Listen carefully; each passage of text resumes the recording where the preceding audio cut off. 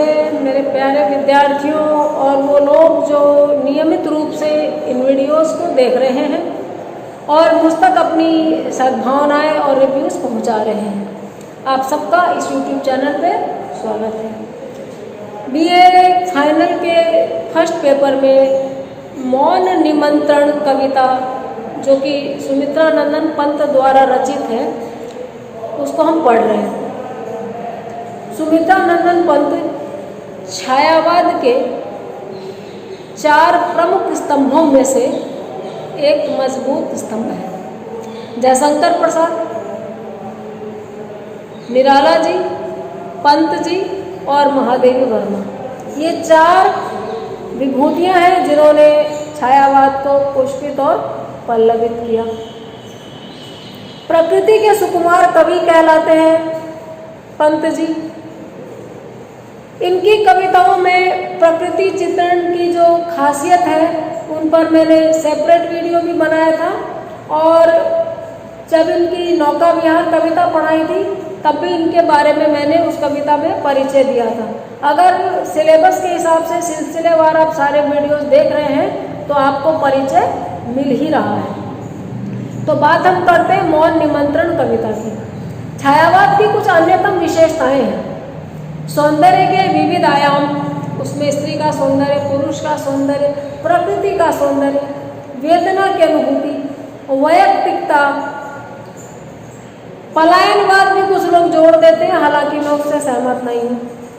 रहस्यवाद, जिज्ञासा की अनुभूति, प्रकृति का मानवीकरण, उदात्त भाव, स्त्री पुरुष में मैत्री भाव का चित्रण, देश के प्रति भावनात्मक लगाव, संगीतात्मकता, लाक्षणिक शब्दावली और ये समस्त विशेषताएं कमोपदेश मौन निमंत्रण कविता में भी आई है।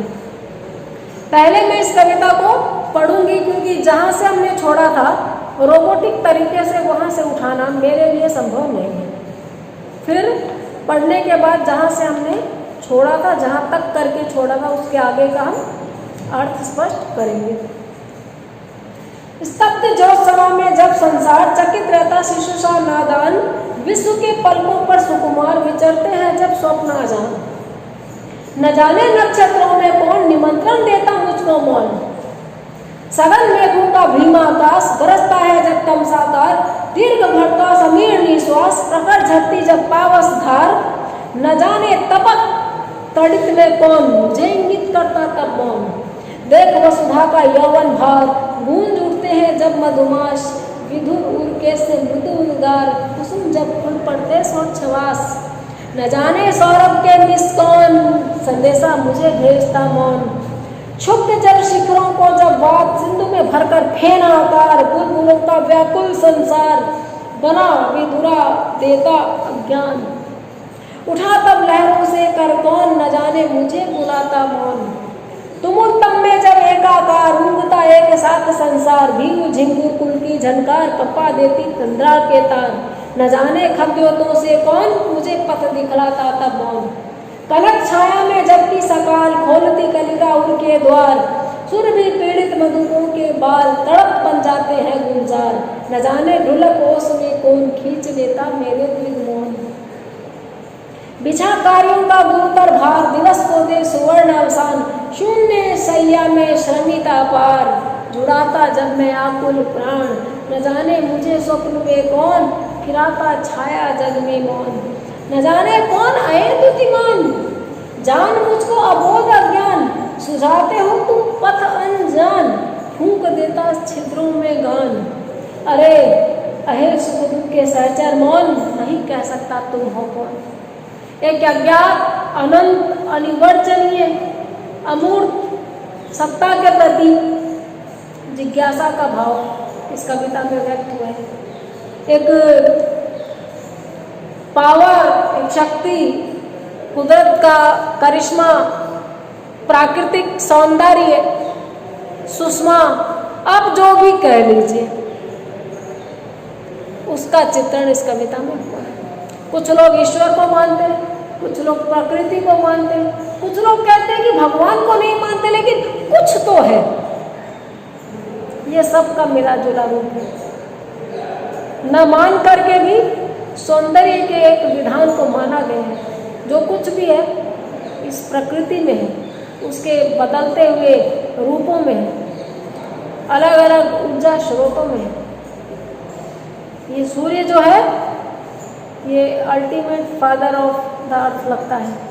धूप है तो वनस्पतियां हैं, धूप है तो हम हैं। और इस सूर्य की प्रतिकृति के रूप में ये जो सृष्टि हमें नजर आती है, कभी उसमें लुभा जाते हैं, गुम हो जाते हैं, लॉस्ट हो जाते हैं। और यहाँ इस कविता में भी इसी भाव को उन्होंने व्यक्त किया है। तो हमने क्षुब्ध जल शिखरों को जब बात सिंधु में मत कर फेरा आकार, बुलबुलों का व्याकुल संसार बना विदुरा देता अज्ञात, उठा तब लहरों में कर कौन, न जाने मुझे बुलाता मौन। यहाँ तक कल कर लिया था, उसके आगे की बात आज हम कर रहे हैं। तुमुल तब में जब एकाकार, ऊँघता एक साथ संसार। देखिए गौर कीजिएगा, कविता हुई है सूर्योदय के साथ प्रारंभ, पूरा दिन बीता है, संध्या हो गई है, इसके बाद रात्रि आएगी। पूरे एक दिवस, एक सर्किल, एक घड़ी के अनुसार बदलती हुई टाइमिंग्स, बदलते हुए पल पल में प्रकृति के साथ मनुष्य के कदम ताल को दिखाया है, मनुष्य की उस थिरकन को दिखाया है। जो सुबह उठते हैं तो अंगड़ाई लेते हुए और नहाने धोने तक, धूप के आने से फूलों के खिलने तक प्रफुल्लित हो जाते हैं। दोपहर में तनिक तंद्रिल होकर के सुस्ता लेते हैं, शाम को काम से थककर मन को बहलाने के उपक्रम करते हैं और रात्रि में थककर निद्रा लोक में विचरने लगते हैं। पलकों पे अलग अलग स्वप्न थिरकने लगते हैं। संपूर्ण कविता में दिन के अलग अलग हिस्सों के माध्यम से प्रकृति को टटोला गया है, उसके रूप को संभाला गया है, देखा गया है।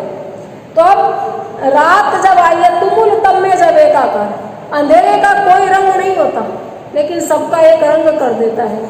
रात होती है तो सब कालिमा युक्त हो जाते हैं, नदियाँ अपने जल के साथ अलग रूप में लगती है। सूर्योदय होता है तो रक्तिम परछाई पड़ती है, सूर्यास्त होता है तो सब कुछ ढलने लगता है, चांद आता है तो सब शुभ्र नजर आने लगता है। पेड़ों की हरितिमा शाम को कालिमा में बदलने लगती है, सुबह अरुणिमा में बदलने लगती है। तो प्रतिबिंबित होता है प्रकृति का रंग पेड़ों पर, फूलों पर, पानी पर, हर जगह। तो रात में तम का पारावार और छोर नहीं, एकाकार, इधर से उधर हर जगह जब रात हो गई है सब एक रंग में रंग रहे हैं, तिमिर के रंग में, अंधेरे के रंग में। ऊँघता एक साथ संसार, सारे संसार को रात में नींद आती है। निशाचर प्राणी हमारे जैसे कम सोने वाले अलग है, अपवाद है। बाकी एक टाइम के बाद में रात को सब ऊँघने लगते हैं, तंद्रिल हो जाना इसी को कहते हैं, ऊँघने लगते हैं। भीरू झिंगुर कुल की झंकार, झिंगुर कुल किसारी, छोटे छोटे कीड़े मकोड़े जो कभी दिखाई दे और कभी ना भी दे, लेकिन उनकी कर्कश ध्वनि, उनकी तीव्र ध्वनि हमारे किचन में, बाथरूम में, घर में और जंगल में, पहाड़ पर, हर जगह विद्यमान होती है।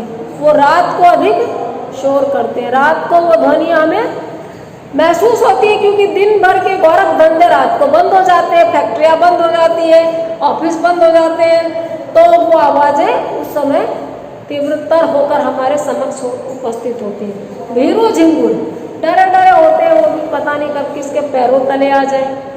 कपा देती तंद्रा के तार, इन भीरू झिंगुरों की, इन कीड़े मकोड़ों की बेशक आवाज़ डरावनी होगी। आप छिपकली से डरते हैं, लेकिन देखिए छिपकली भी आपसे डरती है, वो भी कोने में दुबक के रहती है, झपट्टा नहीं मारती है। तो ये जो डरे थके झिंगुर हैं, कीड़े मकोड़े हैं, इनकी आवाज़ रात में इस तरह हमारी तंद्रा को, हमारे आलस को भेदती हुई निकल जाती है, जैसे कठफोड़वे की चोंच लकड़ी को भेदती है। न जाने खत्यों में कौन, और उस समय आकाश के तारे जुगनू किधर का रास्ता दिखाते हैं, किस तरफ की यात्रा को ले जाते हैं पता नहीं। जगने वाले लोग तब तारों और चांद से बातें करते हैं। कनक छाया में जबकि सकाल खोलती कलिका उनके द्वार, सुरभि पीड़ित मधुकों के बाल तड़प बन जाते हैं गुलजार। रात के बाद फिर सवेरा होता है। सवेरे कनक छाया में सूर्य की रोशनी, स्वर्णिम, कनक यानी सोना, सोने जैसी उस रोशनी में सकाल यानी सुंदर सवेरा जब होता है तो कलियों के द्वार खुलते हैं। आप देखिए अगर फूल है तो सुबह सूरज के पहले बंद रहेगी, जैसे जैसे धूप आएगी तो ऐसे रहेगा फूल ने अपने हृदय को खोल दिया है, कलियां अपने कलेजे के दरवाजे को खोल देती है, अर्थात फूल पूरी तरह खिल जाता है, मतलब यही है। और ऐसे में सुरभि पीड़ित मधुकों के बाल, भंवरों के बच्चे जो खुशबू का पान कर कर के निढाल हो चुके हैं, बहुत मदिरा पान के बाद जो हालत होती है, तड़प बन जाते हैं गुलजार। बहुत पीने के बाद आदमी कई बार बौखला जाता है, बोलने लगता है, तो इन भंवरों के बच्चे अब गुंजार करने लगे, गूंजने लगे। उस समय न जाने ढुलक ओसुली कौन, छोटी सी नन्ही सी ओस की बूंद एक पत्ते से धरती पर मिट्टी में आप लगाओगे तो आपकी हथेली में जो टपक पड़ती है, उस समय कवि के नैनों को, कवि की आंखों को चुपचाप कौन खींच लेता है, कौन अपनी तरफ बुला लेता है, कहा नहीं जा सकता। बिछा कार्यों का गुरुतर भार, दिवस को दे सुवर्ण अवसान, शून्य सैया में श्रमित अपार, जुड़ाता जब मैं आकुल प्राण। और दिन भर काम करने के बाद थककर, दिन भर के गुरुतर भार, अपनी अपनी जिम्मेदारियां, ऑफिस से लौटकर, खेतों से लौटकर, गाय भैंसों को चराकर, पालतू मवेशियों के साथ लकड़हारा लकड़ी काटकर, गरड़िया अपने भेड़ों को चराकर, कुल मिलाकर सब अपने काम करके जब लौटते हैं गुरुतर भार, पेट पालने की जिम्मेदारियां उठा के आते हैं, दिवस को दे सुवर्ण अवसान, फिर एक सुंदर समाप्ति के साथ दिन बीतता है। आप सूर्योदय और सूर्यास्त से अगर नावाकिफ नहीं है तो इन शब्दों का भाव आप पकड़ लेंगे। सुबह सूरज के उगने के पहले अगर आप छत पर खड़े होते हैं तो इतने सारे रंग बदलता है 15 मिनट के अंदर। क्षितिज की तरफ से सूरज उगने के पहले रात पुता आसमान और उसके उगने तक कितने रंग बदलता है। दिन चढ़ने तक तो उसका काफी परिवर्तन हो चुका रहता है अगर आप बिल्कुल सफेद धूप देखते हैं तो। और शाम को सूर्यास्त के समय रोज रोज पुनर्जन्म मिलता है जो लोग सूर्यास्त देखते हैं। सुवर्ण अवसान इसी को कहा गया है। सुनहला, पीला, लाल, क्रिम्सन रेड, कितने तरह के रंग दिखाकर उसके बाद सुरमई संध्या हमारे सामने उपस्थित होती है। ऐसा होने के बाद शून्य संध्या, एक पल आता है जब शाम को सब कुछ शांत हो जाता है। पक्षी घोंसले में, गाय भैंस खूंटे पर, मंदिर में घंटियां बज चुकी होती हैं। विरही व्याकुल मन और अधिक अकेलापन महसूस करता है। उस समय अपनी सारी थकान लेकर, अपार थकान को लेकर सैया पे जो लोग, बिस्तर पे जो लोग जाते हैं, उसमें कभी कहते हैं कि वो अपने आकुल प्राणों को जुड़ाते हैं, ढाढ़स देते हैं, बहलाते हैं उसको। और ऐसे में न जाने मुझे स्वप्न में कौन फिराता छाया जग में मौन, ऐसे में नींद आ जाती है। और देखिए दिन भर आप कितनी भी पीड़ा में रहें, सपने तो आप अच्छे भी ले सकते हैं। खुशबू का, रंगों का, प्रेम का जागरण पर अख्तियार नहीं है, वो सुसुप्तावस्था में भी आते हैं। और किंचित अधिक निखरे हुए रूप में, सुथरे रूप में हमारे सामने चीजें आ सकती है जिनको हाथ बढ़ा के स्पर्श तक हम नहीं कर सकते। कदाचित सपने में हम आलिंगन कर लेते होंगे। तो कभी यही कह रहे हैं कि थक हार कर सोने के बाद सपने में कौन उनको थपकी दे देता है, कौन उनको ढाढ़स दे देता है, कौन उनको छाया लोक का विचरण करा देता है। न जाने कौन अद्वितीयमान, जान मुझको अबोध अज्ञान, सुझाते हो तुम पथ अनजान, फूंक देते छिद्रों में गान।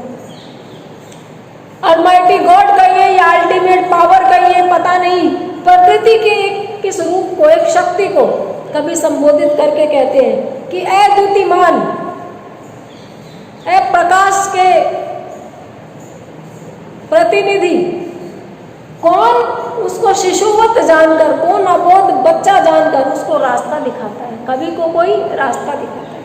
और जैसे बांसुरी में फूंक मारने से संगीत जन्म लेता है, उनकी भी सांसों में कौन प्रेरणा देता है, प्राणवायु फूंक कर कौन उनको नित्य प्रति जागृत कर देता है। अये सुख दुख के सहचर मौन, सुख और दुख का सहचर चुप्पी है, मौन है। मौन कवि के लिए सुख में भी साथी है, अधिक सुख में गूंगे का गुड़ का भाव आदमी बोल नहीं पाता, और अधिक दुख में जुबान को काट मार जाता है। तो मौन दोनों में साक्षी है, ठीक आंसुओं की तरह, खुशी में भी टपक पड़ते हैं कमबख्त और गम में भी पीछा नहीं छोड़ते। कभी यही याद कर रहे हैं कि वो कौन सी शक्ति है जो उनके प्राणों में शंख सा फूंक जाता है, संगीत सा जला जाता है, और वो कह नहीं सकते कि वो कौन है। ये मौन उनका साथी है, और वो शक्ति कौन है जो उनको शिशु के समान अबोध समझकर पालती है, पोसती है। इस तरह से छायावाद की समस्त विशेषताओं से युक्त मौन निमंत्रण कविता समाप्त की हमने पढ़कर।